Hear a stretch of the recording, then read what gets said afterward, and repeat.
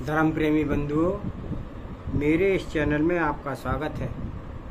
आप सभी को जय जिनेन्द्र। मेरे इस चैनल में प्रद्युम्न चरित्र का वर्णन चल रहा है। पिछले हमने स्वाध्याय में पढ़ा कि किस प्रकार से जो है नारद जी ने उसको श्री कृष्ण को और रुक्मणी को समझाया और समझाने के बाद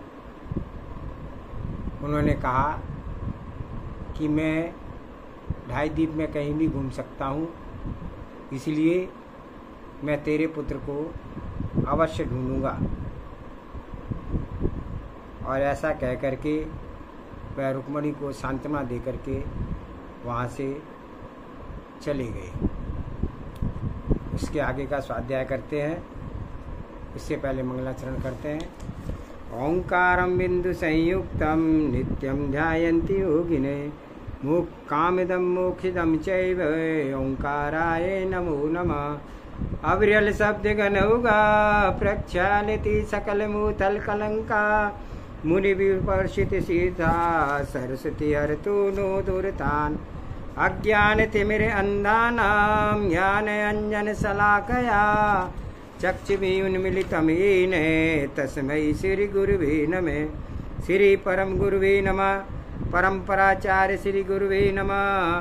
सकल कालुष विध्वंसकं श्रेषां परिवर्धकं धर्म संबंधकं भव्य जीव मने प्रतिबोधकारकमिदं शास्त्रं श्री प्रद्युम्न चरित्रं नामधेयम्।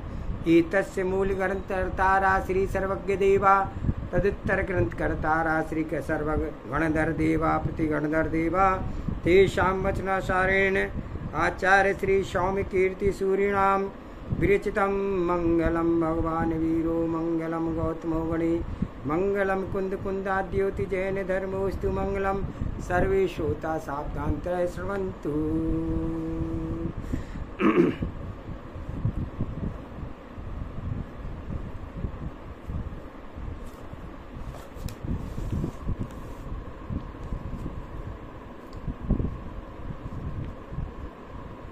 नौकरों चाकरों ने ऊंचा मुंह कर उठा करके आकाश की ओर देखा तो मालूम हुआ कि नारद जी सूर्य के विमान से भी दूर निकल गए थे। पीछे थोड़ी देर के बाद लोगों ने देखा कि नारद जी इतने दूर निकल गए थे कि किसी को दिखाई भी नहीं दे रहे थे। मुनि सुमेरु पर्वत पर पहुँचे और रात्रि के समय निकट आया था। तब उन्होंने वहीं पर संध्या वंदना की और प्रफुल्लित होकर के कृत्रिम चैत्यालों के जिनबिंबों की वंदना की और चारण रिद्धिधारी मुनीश्वर वहाँ विराजे थे, उनकी गुरु भक्ति सहित वंदना की और सुमेरु पर्वत पर ही रात्रि व्यतीत की। प्रातःकाल होने पर संध्या वंदना आदि नित्य आदि क्रियाओं से तथा जिन मंदिरों की वंदना करके वे वहाँ से शीघ्र रवाना हो गए और क्षण मात्र में पुंडरीकर्णी नगरी में जा पहुँचे, जिसे देख करके चकित हो गए। कारण ऐसी नगरी उन्होंने कभी नहीं देखी थी, जहाँ धर्मचक्र का प्रवर्तक तीर्थंकर सदाकाल विराजमान रहते थे और वहाँ 6 खंड की पृथ्वी के स्वामी चक्रवर्ती बलदेव वासुदेव आदि सदाकाल विराजते हैं और वहाँ पर सुर असुर देवादिक जिन भक्ति परायण से सदैव आया करते हैं। हम उस नगरी की शोभा का यहाँ कहाँ तक वर्णन करें। नारद जी ने दूर से समोशरण को देखा, जिसमें श्रीमंदिर स्वामी विराजमान थे और जिनकी देव इंद्र खगेंद्र पूजन वंदना कर रहे थे। समोशरण को देखने पर नारद जी को मालूम हुआ कि 3 लोक की सारभूति सामग्री यहीं आकर के इकट्ठी हुई है। इन अनेक प्रतिज्ञाओं का पालक ब्रह्मचारी नारद जी ने आकाश से नीचे उतर करके भक्ति पूर्वक समव शरण में प्रवेश किया। श्रीमंदर स्वामी के दर्शनों को अत्यंत आनंदित हुए। श्रीमंदर स्वामी के दर्शनों से नारद जी को अत्यंत आनंद हुआ। प्रदक्षिणा आदि देकर के जिनेश्वर की इस प्रकार से स्तुति करने लगे। हे देवादिदेव, आपको मेरा बारंबार नमस्कार है। आप चतुर्निकाय के देवों कर सेवित हैं। काम रूपी गजराज को सिंह के समान है। भव्य जीव रूपी कमलों को सूर्य के समान है। आपके कर्म कलंक क्षीण हो गए हैं और मोह क्षीण हो गया है। अतएव आपको बारंबार नमस्कार है। आपके चरणों कमल सुर असुर देवेंद्र वंदित हैं। आपके मोह रूपी अंधकार को नाश करने के लिए द्वितीय चंद्रमा हो और संसार रूपी वन को दग्ध करने के लिए दावानल के समान हो, इसलिए आपको मेरा नमस्कार हो।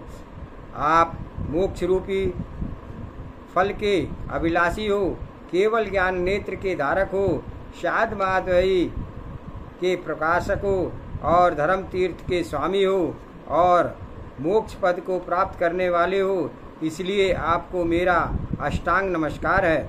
आप अनाद्यवास अज्ञान रूपी समुद्र के पारंगत हो, दूर संसार समुद्र में डूबने वाले भव जीवों की रक्षा करने वाले हो, सप्त तत्वों के ज्ञाता दृष्टा हो, अनंत वीर के धारक हो, इस कारण आपको मेरा विनयपूर्वक नमस्कार हो। आप शांति के कर्ता शंकर हो, आप पाप के हर्ता अर्थात महादेव हो, आप भवांतर हुए संचित पाप पुंज को नाश करने वाले हो और केवल ज्ञान की मूर्ति हो, इसलिए आपको चरणाविंद में मेरा बारंबार नमस्कार है। आप गर्भ में आए तब रत्नों की वर्षा हुई, तब एव हिरण्यगर्भ ब्रह्मा हो। आप ही ज्ञान के द्वारा लोक के व्याप्त हो, ऐसे सत्यार्थ विष्णु हो। आप ही भक्त जीवों को चिंतित पदार्थ देने वाले कल्प वृक्ष के समान हो, इसलिए हे जिनेन्द्र, आपको मेरा बारंबार नमस्कार है। इस भांति भांति से वचनों के द्वारा श्रीमंदर स्वामी की स्तुति करके नारद मुनि 12 सभा में मनुष्य के कोठों की तरफ बैठने के लिए गए, परंतु वहाँ की छवि को देख करके विचारने लगे तो बड़े लंबे चौड़े ऊंचे 500 धनुष से कायावान मनुष्य बैठे हुए हैं और मेरा शरीर केवल 10 धनुष ऊंचा है और शक्तिहीन है। कहीं मैं इनके पांव के नीचे आकर के दब गया तो मेरी तो मौत निश्चित है, इसलिए मुझे जिनेन्द्र के चरण कमलों के पास ही बैठना ठीक है। ऐसा विचार करके नारद जी श्रीमंदर स्वामी के सिंहासन के नीचे जाकर के निर्भय बैठ गए। उसी समय जो चक्रवर्ती जिनेश्वर के सामने बैठा हुआ था, उसे नारद जी सिंहासन के तले बैठा हुआ देख पड़ा। आश्चर्य हुआ। उसने अपना मस्तिष्क बारंबार हिलाकर और बड़ी देर तक सोच विचार करके नारद को उठा करके अपनी हथेली पर रख लिया। वह कौन सा किस जाति का कीड़ा है जिसकी देह का आकार मनुष्य के समान है, ऐसा विचार करते हुए उस चक्रवर्ती के हृदय में संदेह को दूर करने वाली यथार्थ बुद्धि उत्पन्न हुई और जिनेश्वर के समक्ष विराजमान है तो मुझे संदेह क्यों हो रहा है। हाथ में पहने हुए कंकण को देखने के लिए आरसी की तलाश करने की जरूरत नहीं है। कर कंकण को आरसी क्या, ऐसा विचार कर पद्मनाभी चक्रवर्ती ने श्रीमंदर स्वामी को नमस्कार करके विनय पूर्वक पूछा, भगवान, यह चित्त में एक भारी संदेह उत्पन्न हुआ है कि यह है कि आपने 4 गति वर्णन की है, अर्थात देव गति, मनुष्य गति, त्रियंच गति और नरक गति। सो इन चारों गतियों में से यह जीव किस गति का धारक है? और देवादिदेव दिव्य ध्वनि हुई कि बुद्धिमान राजन सुनो, यह मनुष्य है और भरत क्षेत्र में उत्पन्न हुआ है। इसका नाम नारद है। यह पृथ्वी पर विख्यात बड़ा ज्ञानवान और चतुर है। श्री कृष्ण नारायण पर इसका अत्यंत स्नेह है। जिनेन्द्र की वाणी को सुनकर चक्रवर्ती ने उन्हें प्रसन्न किया। नाथ, क्या भरत क्षेत्र में इसी प्रकार मनुष्य होते हैं? मैंने तो इसे एक प्रकार का कीड़ा समझा था और आपके सिंहासन के तले बैठा देखकर कहीं किसी के पांव के तले आकर मर ना जाए, ऐसा विचार करके अपने हाथ की हथेली पर उठाकर रख लिया था। तब जिनेन्द्र की ध्वनि गिरी कि हे राजन, भरत क्षेत्र में इस समय अपसर्पणी काल चल रहा है, जिसके पीछे वहाँ ऐसा होगा तो सुनो। भरत क्षेत्र के उपसर्पणी और अपसर्पणी काल का परिवर्तन हुआ करता है। इसमें प्रत्येक के अवान्तर 6 काल हैं, जिसमें अपसर्पणी के पहले काल में मनुष्य का शरीर 3 कोस का और आयु 3 पल्ल की होती है। दूसरे काल में मनुष्य का शरीर 2 कोस का, आयु 2 पल्ल की होती है। तीसरे काल में मनुष्य का शरीर 1 कोस ऊंचा और आयु 1 पल्ल की होती है। वर्तमान चौथे युग में आदि में प्रथम तीर्थंकर ऋषभनाथ जिनेश्वर हुए थे, जिनकी आयु 84 लाख पूर्व की थी और शरीर 500 धनुष का था। इसके पीछे बहुत सा समय व्यतीत होने पर श्री अजितनाथ मोक्ष मार्ग को परमोपदेशक 21 तीर्थंकर हुए और उनके पश्चात अब अपसर्पणी के चौथे काल में जो भारतवर्ष में प्रवृत्त हो रहा है, हरिवंश के शोभा को बढ़ाने वाले नेमिनाथ स्वामी 22वें तीर्थंकर जन्मे हैं। उनके समय के मनुष्यों का देह 6 धनुष ऊंची है। हे राजन, उनके समय मनुष्यों की देह 10 धनुष ऊंची है। हे राजन, यह देश व्रत का धारक नारद वहीं से मेरे पास आया है। चतुर्थ काल के बीत जाने के पर 5वां काल आवेगा, जिससे कि मनुष्यों का शरीर 7.5 हाथ ऊंचा होगा और आयु 100 वर्ष की होगी। तत्पश्चात छठा काल आवेगा, जिसमें मनुष्य का शरीर 1 हाथ का ऊंचा होगा और आयु 16 वर्ष की होगी। यह सब काल चक्र के अनुसार घटा बड़ी हुआ करती है। भगवान की वाणी को सुनकर के पद्मनाभी चक्रवर्ती ने उन्हें प्रसन्न किया। भगवान, ये नारद इतने बड़े बड़े पर्वत आदि को लांग करके, जिसका कि संकल्प नहीं किया जा सकता, ऐसे कठिनता के प्राप्त होने वाले विदेश क्षेत्र में कैसे, किस काम के लिए और किसके पास आया है, सो आप दया करके प्रकट कीजिए। इस प्रकार सब स्थांग में के स्वामी पद्मनाभी चक्रवर्ती ने प्रसन्न किया तो श्रीमंदर स्वामी की 12 सभा के प्राणियों की धार्मिक रुचि और बढ़ने वाली मनोहर दिव्य ध्वनि फिरी। जम्बूद्वीप के भरत क्षेत्र से यह नारद हरिवंश के राजा कृष्ण नारायण के पुत्र की खोज के लिए निकला और उसका पता पूछने के लिए यह मेरे पास आया है। श्री कृष्ण की इसकी इतनी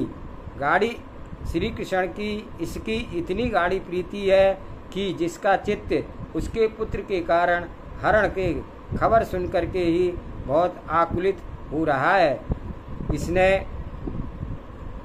इसने श्री कृष्ण पुत्र के खोज कर अनेक जगह की, परंतु कहीं भी ठिकाना नहीं लगने पर यह मेरे पास पूछने के लिए जिनेश्वर के वचन को सुनकर के चक्रवर्ती ने प्रसन्न किया। भगवान, आपने जिस श्री कृष्ण का नाम लिया है उसका पराक्रम, बल, कुल आदि कैसा है, निवास कहाँ स्थान है और उसका पुत्र कहाँ है? किस प्रकार किस बैरी ने उसका हरण किया है? वह अपने पिता के पास लौटकर कब जावेगा? यह समस्त वृतांत आप वर्णन कीजिए। तब अनंत लक्ष्मी के धारी स्वामी श्रीमंदर जिनेन्द्र ने अपनी दिव्य ध्वनि के द्वारा उत्तर दिया, हे बुद्धिशाली राजन, तूने बहुत ही अच्छा प्रश्न किया है, जिसके वृतांत को सुनने से श्रोतागणों के पाप का नाश को प्राप्त होंगे। और अतएव एकाग्रचित होकर सुनो, मैं वर्णन करता हूँ। भरत क्षेत्र में द्वारका नगरी की एक नगरी है, जिसमें 3 खंड के स्वामी अर्धचक्रवर्ती नारायण कृष्ण नारायण राज्य करता है। यह राजा यादव वंशियों का श्रृंगार है। यह हरिवंश का शिरोमणि है। इसकी प्राण प्रिया रुक्मणी रानी है। इतना सुनकर के चक्रवर्ती ने पुनः निवेदन किया, भगवान, आप प्राणियों की वांछा पूर्ण करने में कल्प वृक्ष के समान हो, तो मेरी अभिलाषा है कृष्ण नारायण के पुत्र के चरित्र का श्रवण करने की है। इसलिए दया करके उसका चरित्र यदि आदि से अंत तक का वर्णन करें। चक्रवर्ती की प्रार्थना सुनकर के श्रीमंदर स्वामी ने कहा, हे भूपाल, मैं कृष्ण पुत्र प्रद्युम्न का पाप का नाश करने वाला चरित्र का वर्णन करता हूँ, तो ध्यान से सुनो। द्वारकापुरी में यदुवंशियों के कुल में विलक्षण कृष्ण नारायण राज्य करते हैं। जिनकी रुक्मणी नाम की जगत विख्यात रानी को एक पुत्र रतन हुआ, जिसे वह साथ में लेकर के जन्म के 6ठे दिन रात्रि के समय महल में सो रही थी कि उस समय पूर्व का एक दुष्ट बैरी दैत्य उस बालक को हर करके ले गया और ततक्ष पर्वत पर खरादिक अटवी में ले जा करके तथा पुरातन बैर से चितार कर एक बड़ी भारी शिला के नीचे उसे दबा दिया। पीछे उस जगह विद्याधरों के राजा कालसंबर अपनी कनकमाला रानी सहित आया। सो उसने शिला को हिलती देखकर उठाई और उसके नीचे से मुस्कुराते हुए बालक को देख करके राजा ने उसे अपने हाथों में लिया और रानी सहित उसको विमान में बैठा करके अपने घर ले गया। वहाँ वह बालक बड़ा हो रहा है। जिस प्रकार शुक्ल पक्ष के चंद्रमा की कला दिन प्रतिदिन बढ़ती है, उसी प्रकार बालक का कला कौशल दिनों दिन बढ़ता जा रहा है। वह बालक प्रद्युम्न नाम से जगत विख्यात है। जब यह शुभ लक्षणों का धारक 16 वर्ष का हो जाएगा, तब 16 प्रकार के लाभ और 2 विद्याओं से सहित द्वारका को आवेगा और अपने माता पिता से मिलेगा। प्रद्युम्न कुमार के घर आते ही जो 2 शुभ सूचक घटनाएं होंगी, सो वो इस प्रकार हैं। रुक्मणी के स्तनों से आपसे आप दूध झरने लगेगा और वन के वृक्षों में सब जाति के फल फूल आ जावेंगे। कमलों के समूह प्रफुल्लित हो जावेंगे। घर की बावड़ी में जो सूखी रही है जल से भर जावेगी। घर के सामने जो अशोक वृक्ष सूखा खड़ा है, सो भी उस पर नीचे तक हरा भरा हो जाएगा। पुष्पों के गुच्छों से, फलों से, हार से झुक जाएगा। इस प्रकार उस पर सुगंधित लोलुपी ब्रह्माकार गुंजार करेंगे। इसी प्रकार दूसरे वृक्ष जो भी घर के बगीचे में लगे हैं, अपनी अपनी ऋतु के समय को उल्लंघन करके एकदम फल फूलदायी हो उठेंगे। कोयल मीठे मीठे मनोहर शब्द सुनाई देंगे। नाचते हुए मोर ऐसे सुशोभित होंगे मानो तांडव नृत्य करते हों। उपवन के आम के वृक्षों में मोर आ जाएगा और फल भी लगेंगे, जिनको देख करके सबका चित्त प्रफुल्लित हो जाएगा। गूंगे आश्चर्यजनक वाणी से बोलने लगेंगे। कुबड़े मनुष्यों का शरीर सीधा हो जाएगा। काने और अंधे दोनों आँखों से भली भांति देखने लगी जाएंगे। कुशित विकराल नेत्र वाली स्त्रियां मृगलोचनी बन जाएंगी और कर्कश कंठ वालों का गला सुरीला हो जाएगा। पुरुष रूपवान हो जाएंगे, अशुभ लक्षण धारक शुभ लक्षण वाले बन जाएंगे। विडोल पुरुष सुडोल बन जाएंगे और बहरे सुनने लग जाएंगे और रुक्मणी रानी के शरीर भर में रोमांच होने लगेगा। हे राजन, जब प्रद्युम्न कुमार अपने घर आवेगा तब उपयुक्त ये घटनाएं होंगी। इन सूचकों के द्वारा समझ लेना कि यह कि सामान्य होने वाला है। जो तेरी मनोहर हथेली पर बैठा हुआ है वह जगत मुन्य प्रसिद्ध नारद मुनि है। यह 9वां अधोवादन नाम का नारद मोक्ष मार्ग में निपुण है, देश व्रत का धारक है और यह कृष्ण नारायण के हितार्थ आप उसके पुत्र की वार्ता सुनने के लिए आया है। सो मैंने संक्षेप में वर्णन किया है।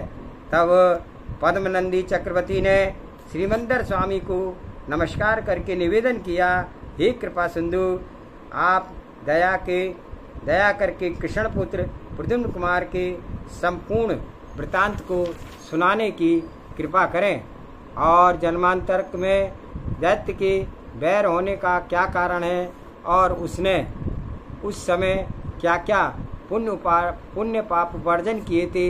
तब श्रीमंदर स्वामी ने सप्तभंगी रूपी ध्वनि से उसका उत्तर दिया। आज के स्वाध्याय में इतना ही। आप इसका चिंतन मनन करें कि पुण्य का कितना प्रताप होता है और उस पुण्य के प्रताप से किस प्रकार से जीव किसी भी दशा में हो उसका सदा भला ही भला होता है। प्रद्युम्न कुमार के साथ जो घटना घटी और उसको पश्चात वह नारद मुनि जो श्रीमंदर स्वामी जी के समूह शरण में पहुंचा और वहाँ पर राजा पद्मनाभी ने जो है उनको अपने हाथ में उठा करके जो प्रसन्न किए और वह सारा वृतांत श्रीमंदर स्वामी ने अपने शब्दों में वर्णन किया। अब उसका आगे का वृतांत भी करेंगे जिसका हम स्वाध्याय कल करेंगे। आप सभी को जय जिनेन्द्र। सभी चैनल को लाइक करें, सब्सक्राइब करें, शेयर करें। जावानी के ज्ञान से सूझे लोकालोक, सुवाणी मस्तक नमो सदा दे तुम लोग। हे जिनवाणी भारती तुहे जपो दिन रैन, जो तेरा शरणागे सो पावे सुख चैन। 9 बार नमो पार मंत्र।